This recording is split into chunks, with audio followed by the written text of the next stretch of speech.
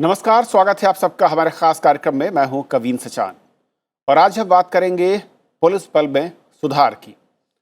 Police सुधार को लेकर एक लंबी लड़ाई पिछले करीब 4 दशकों से चल रही है और 22 सितंबर 2006 को सुप्रीम कोर्ट ने एक ऐतिहासिक फैसला दिया था।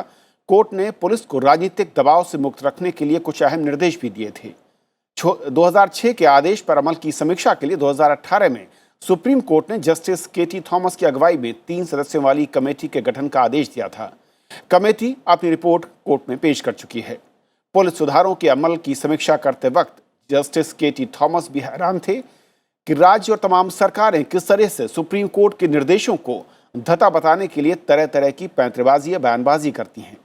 पुलिस की छवि पब्लिक पुलिस की बने और वो राजनीतिक दबाव से मुक्त हो, और इसके लिए बड़े सुझाव कोर्ट की ओर से दिए गए थे, जिनमें कुछ प्रमुख हैं। सुप्रीम कोर्ट ने कहा था कि डीजीपी की नियुक्ति जो है वो सबसे अहम है और एक न्यूनतम तय कार्यकाल होना चाहिए ताकि राजनीतिक दखल कम से कम हो।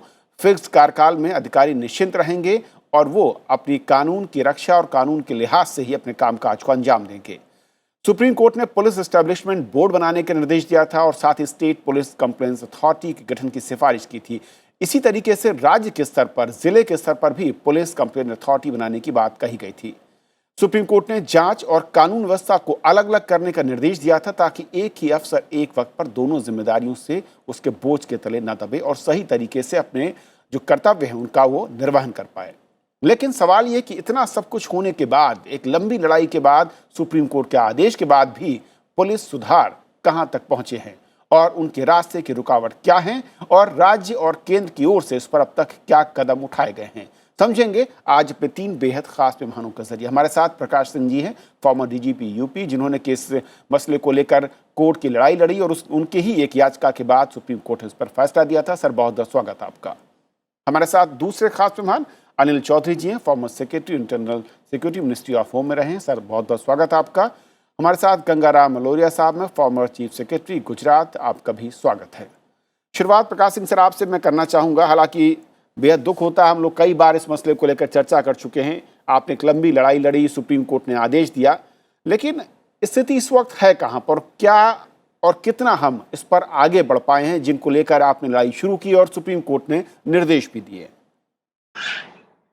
देखिए, प्रथम दृष्टया तो ऐसा लगता है कि सुप्रीम कोर्ट के आदेशों के बराबर अवहेलना होती जा रही है और जो निर्देश उन्होंने दिए थे, 18 राज्यों ने तो कानून बना लिए हैं ये जताने के लिए कि अब आपके निर्देश हमारे ऊपर लागू नहीं होते, जबकि जो कानून उन्होंने बनाए हैं वो सुप्रीम कोर्ट के निर्देशों के अनुकूल नहीं है। और बाकी राज्यों ने एग्जीक्यूटिव ऑर्डर्स इशू किए हैं, वो एग्जीक्यूटिव ऑर्डर्स भी सुप्रीम कोर्ट के लेटर और स्पिरिट के विरुद्ध जाते हैं। तो स्थिति तो बहुत संतोषजनक नहीं है, परंतु ये सोचना कि ये लंबी लड़ाई व्यर्थ गई है और हमने कुछ हासिल नहीं किया है, ये भी एक निराशाजनक निर्णय होगा, जो मैं समझता हूँ सही नहीं है। आप पूछेंगे कि आखिर इस लंबी लड़ाई में आपको हासिल क्या हुआ? जी। सबसे बड़ा हासिल जो हुआ हमें हुआ है, सबसे बड़ा अचीवमेंट हुआ वो सुप्रीम कोर्ट का जो लैंडमार्क जजमेंट 2006 का है। आज भी वो एक हमारा एक बेस बन गया है, एक आधार बन गया है और जब भी कोई बात होती है तो हम सुप्रीम कोर्ट जजमेंट को ही रेफर करते हैं। और भारत का जब भी संवैधानिक इतिहास लिखा जाता रहा है तो उसमें ये जजमेंट हमेशा एक प्रमुख स्थान लेगा और भविष्य में जब भी पुलिस में सुधारों की बात होगी तो हमेशा सुप्रीम कोर्ट के जजमेंट से ही बात शुरू की जाएगी। तो ये एक बेसिस हमें प्रोवाइड करता है और सुप्रीम कोर्ट अपनी तरफ से तो बराबर कोशिश कर रहा है, बहुत जोर शोर से तो नहीं। हाँ, कोई जज आते हैं जो इसके प्रति बहुत प्रतिबद्धता दिखाते हैं, कुछ जज हैं जो सोचते हैं कि इस बवाल में कौन पड़े और अपना टाइम काट देते हैं। तो सुप्रीम कोर्ट को जो सख्ती दिखानी चाहिए थी राज्य सरकारों के प्रति वो उन्होंने अभी तक नहीं दिखाई है। नतीजा ये है कि राज्य सरकार अपनी मनमानी करते जा रहे हैं और कभी कभी तो ये लगता है कि हालात कुछ माने में खराब भी होते जा रहे हैं। अभी महाराष्ट्र में जो कुछ हुआ, जिस तरह से पुलिस तंत्र का दुरुपयोग किया गया पैसा वसूलने में, या बंगाल में जिस तरह से पुलिस तंत्र का प्रयोग हुआ विरोधी दलों का दमन करने में, ये और अभी हाल में का जो उदाहरण हुआ है कि 3 राज्यों की पुलिस एक दूसरे के विरुद्ध काम कर रही है, ये सब बातें कोई बहुत अच्छी नहीं है और मतलब एक तरह से हमारा जो क्रिमिनल जस्टिस सिस्टम है उसका मखौल उड़ाती है। तो ये सही है कि राज्य सरकारें अनुपालन नहीं कर रही हैं, पर हमें अब ये देखना है कि सुप्रीम कोर्ट का जो सबसे बड़ा डायरेक्शन था वो था insulating police from outside pressures, right sir. यानी इसको राजनीतिक दबाव से मुक्त करना। ये इसी में सबसे बड़ी लड़ाई जो है इसी मुद्दे पे हो रही है, और इस मुद्दे पे अगर हम लड़ाई जीत जाएं या सुप्रीम कोर्ट की तरफ से पर्याप्त दबाव हो जाए या जनता की तरफ से अब इतना दबाव हो कि नहीं, हमें ऐसी पुलिस चाहिए जो राजनीतिक दबाव से मुक्त हो, अगर इस मुद्दे पे हम लड़ाई जीत जाए तो बाकी चीजें अपने आप धीरे धीरे होने लगेंगी। और देखिए, सुप्रीम कोर्ट के जजमेंट के अलावा मैं कहूंगा कि पब्लिक कॉन्शियसनेस, अब जनता ये जान गई है कि पुलिस सुधार जैसी नाम की कोई चीज है जो सरकार नहीं कर रही है। भले वो पुलिस सुधार के डिटेल्स न जानते हो, सातों डायरेक्टिव्स न जानते हो, पर जानते हैं कि पुलिस सुधार कुछ है और सुप्रीम कोर्ट का फैसला कुछ है, राज्य सरकारें नहीं कर रही हैं, इसीलिए पुलिस में इतनी हाय तौबा और इसकी दुर्दशा होती रहती है, और जब बार बार ये विवादों में पुलिस पड़ती रहती है। इतना तो जनता समझ गई है। इसके अलावा आपको ये भी मानना पड़ेगा, बहुत सारे एनजीओ मेरी जानकारी में हैं जो अलग अलग राज्यों में अब पुलिस सुधार भी उन्होंने अपने एजेंडा में, अपने जो अभियान चलाते हैं उसमें एक शामिल कर लिया है। तो और पॉलिटिकल पार्टीज को अगर देखें, अगर आप इनके मैनिफेस्टोज को देखें जो इलेक्शन के पहले इशू करते हैं, कुछ पार्टीज अपने मैनिफेस्टो में भी पुलिस सुधार की बात करने लगी है। हालांकि वो शायद जनता को केवल दिखाने के लिए, क्योंकि सत्ता में आ जाने के बाद वो शायद अपने मैनिफेस्टो के बिंदुओं को भूल जाते हैं। बिल्कुल सर। पर ये कि गाड़ी बड़ी मंथर गति से आगे बढ़ रही है, ये सोचना कि हमने कुछ हासिल नहीं किया है वो भी गलत होगा। पर यह भी सही है कि उन निर्देशों का मतलब दैनिक जीवन में बड़ी बुरी तरह से उल्लंघन होता है, और उस उल्लंघन के हम यदा कदा नमूने देखते रहते हैं, जैसा कि अभी हाल में 3 राज्यों के पुलिस में हम देख रहे हैं। बिल्कुल सर, पहले से भी पुलिस की छवि जिस तरीके से रही, और उसके बाद हम कुछ घटनाएं देखते हैं कि कहीं पर डीजीपी की नियुक्ति को लेकर सुप्रीम कोर्ट पहुंचते हैं, कहीं पर एक सम्मन की तामील कराने को लेकर 3 राज्यों की पुलिस भड़ जाती है। अनिल सर, सवाल ये उठता है कि सुप्रीम कोर्ट तक ये लड़ाई पहुंची, सुप्रीम कोर्ट ने निर्देश भी दिए, लेकिन जिसे इसे लागू करना है, जैसे कि प्रकाश सिंह सर ने कहा कि 18 राज्यों ने तो कानून बना लिए कि उससे बाहर आ जाते हैं, तो फिर इसे एक लागू करेगा कौन और किसकी जिम्मेदारी जिस पर छोड़ा गया है? यानी कि मैं कहूं कि दूध की रखवाली के लिए बिल्ली के ऊपर लगाया गया है, तो क्या वो मुमकिन है? ये कैसे आगे बढ़ पाएंगे? अनिल सर, प्रकाश सिंह सर ने बहुत सही सामने रखा है मुद्दे। मेरी नजरिए में अहम मुद्दा ये है कि जिसको रिफॉर्म करना है वो करना ही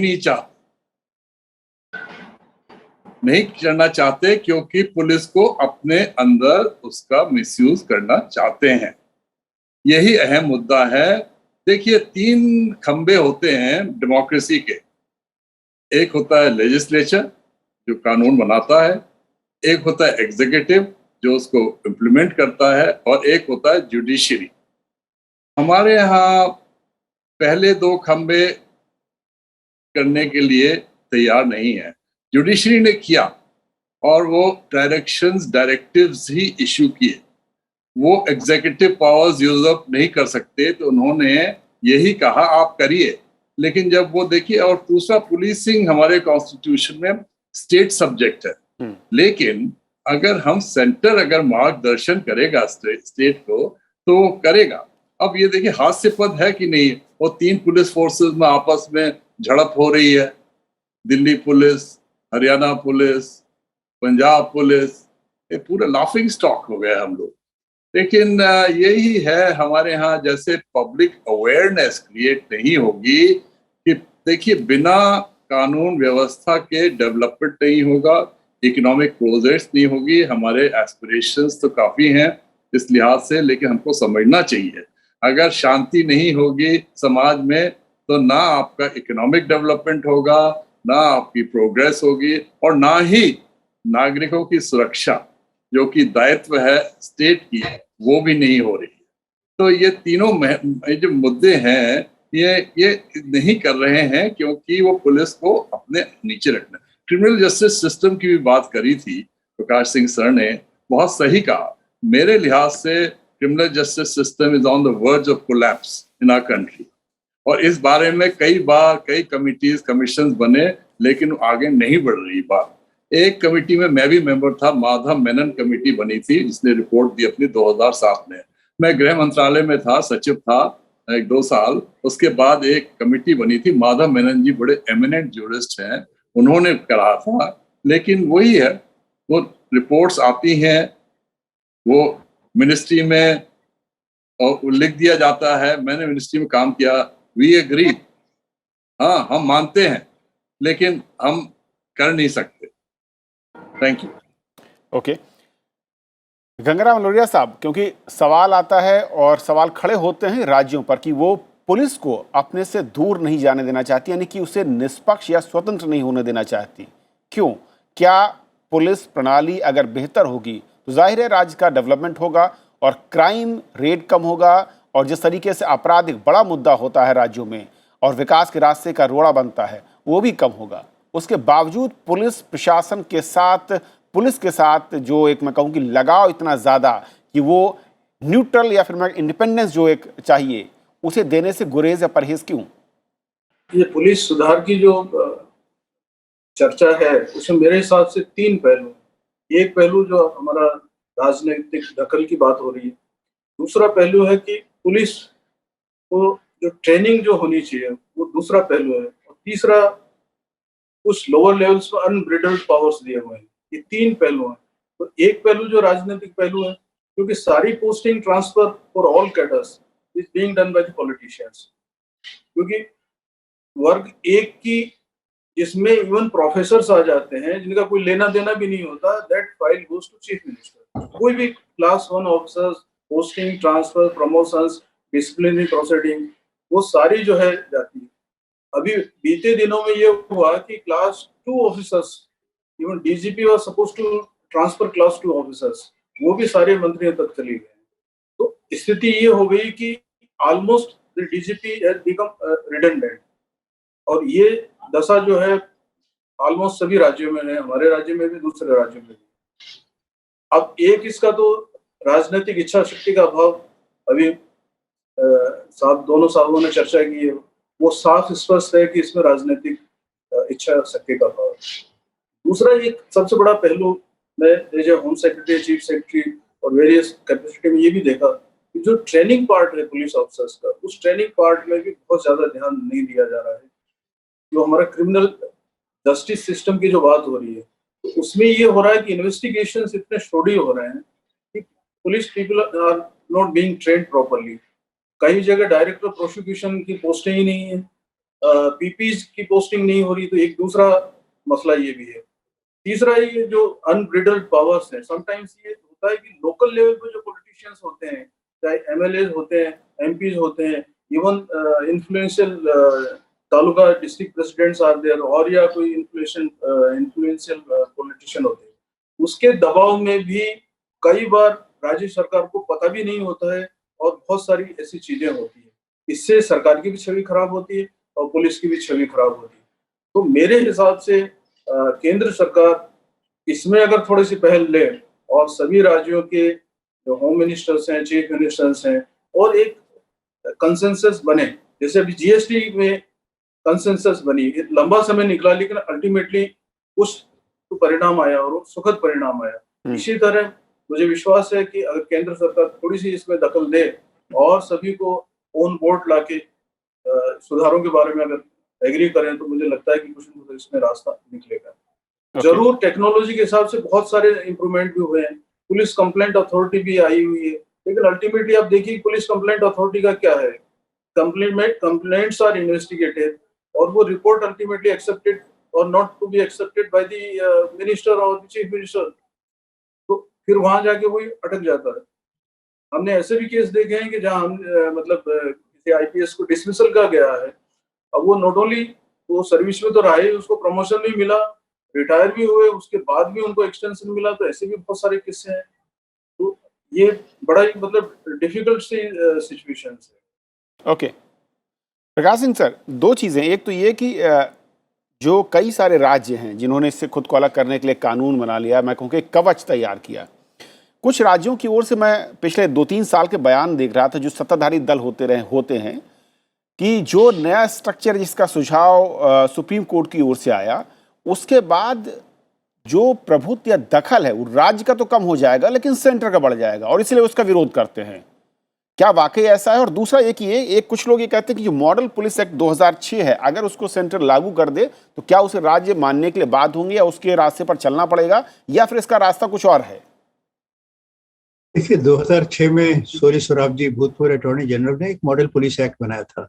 उसकी आवश्यकता इसलिए समझी गई कि क्योंकि नेशनल पुलिस कमीशन ने जो पुलिस एक्ट बनाया था वो काफी पहले था, तो ये सोचा गया कि इस अंतराल में जो परिवर्तन हुए उनका समावेश करते हुए एक नया एक्ट बनाए।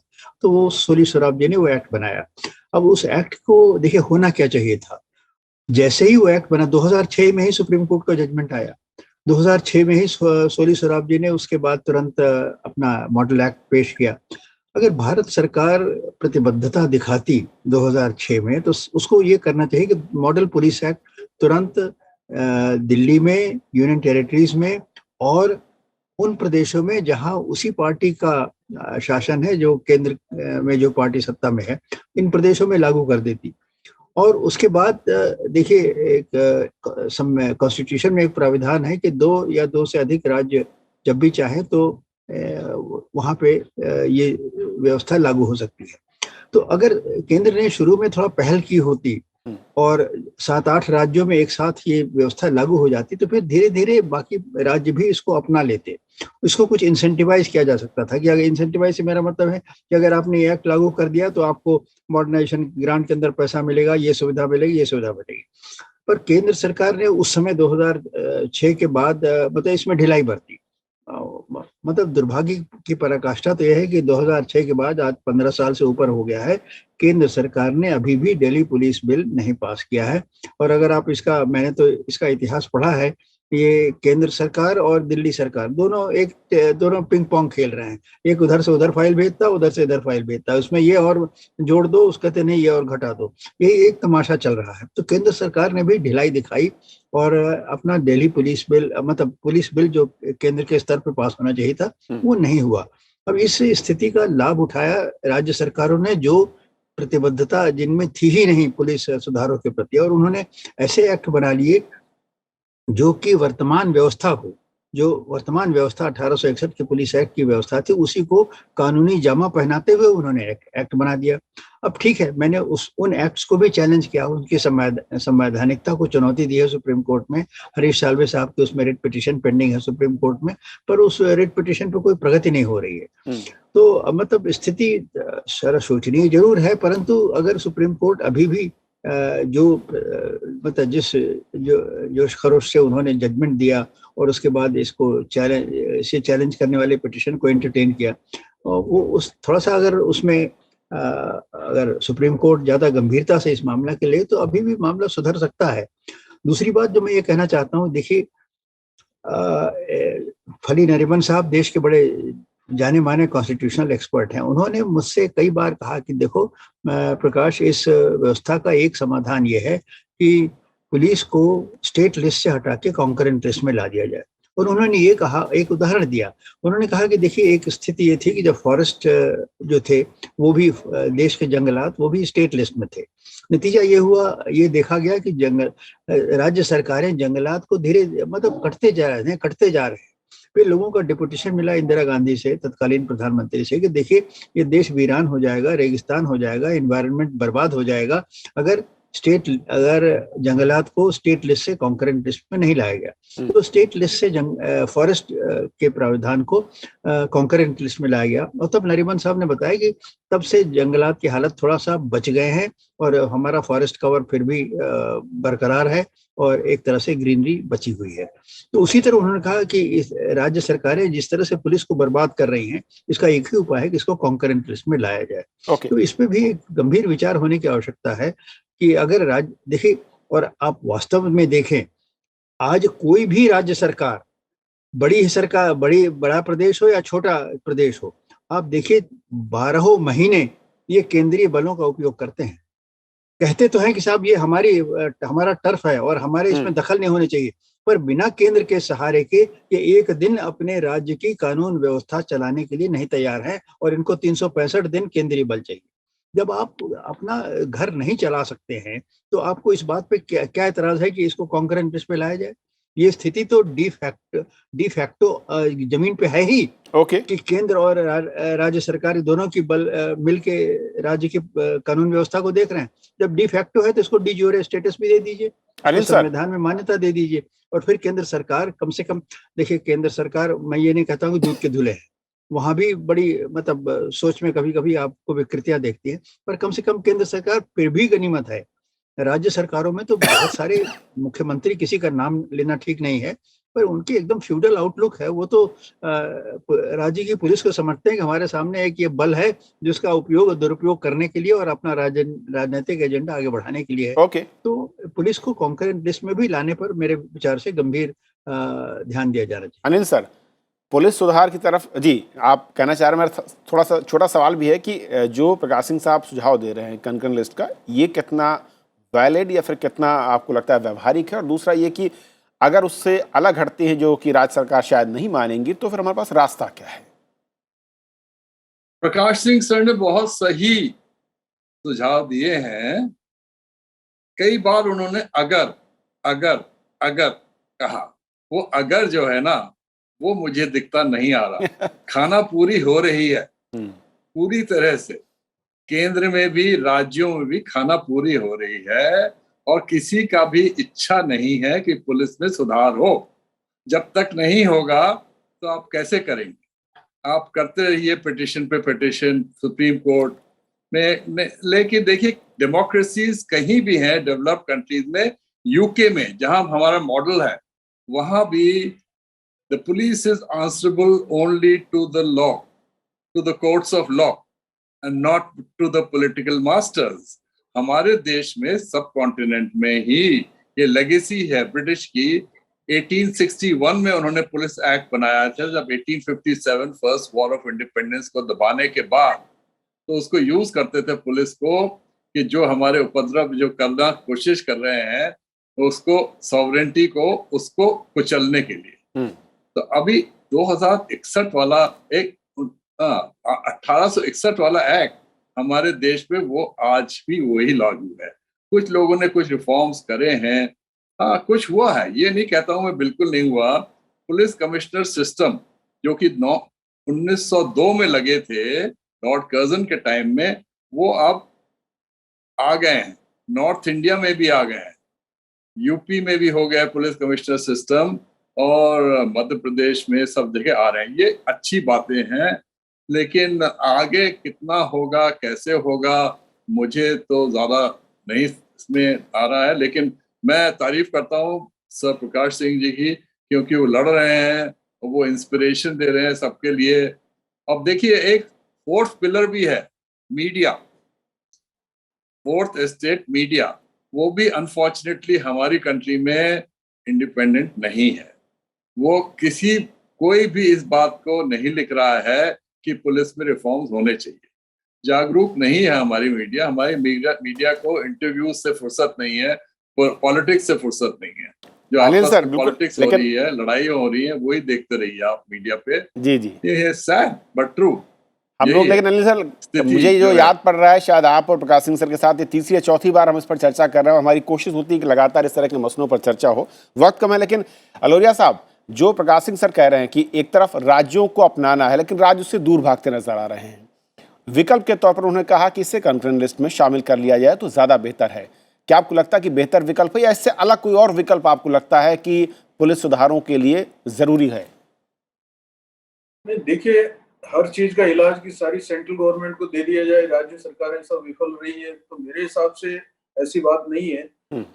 क्योंकि अगर सेंटर से अगर थाने अगर मैनेज होने लगे सुदूर इलाकों में, which is not possible at all, तो ये कितना मतलब तार्किक है या कितना उपयोगी होगा, मुझे तो शंका है इस बारे में कि यूं आप कंकरेंट लिस्ट में डालें या सेंट्रल लिस्ट में डालें। ये इलाज, इसका वो इलाज नहीं है। इलाज वही है जो बीमारी है प्रकाश सिंह साहब ने या सुप्रीम कोर्ट ने या हम लोगों ने समय समय पर डिटेक्ट किए हैं। उस बीमारी के इलाज को तो सब मिलके बैठ के ही दूर करना पड़ेगा। ओके, वो जब तक संभव नहीं होगा, जब तक इसके प्रति हमारी संवेदना होगी अथवा इच्छा शक्ति होगी, चाहे केंद्र सरकार हो चाहे राज्य सरकार हो।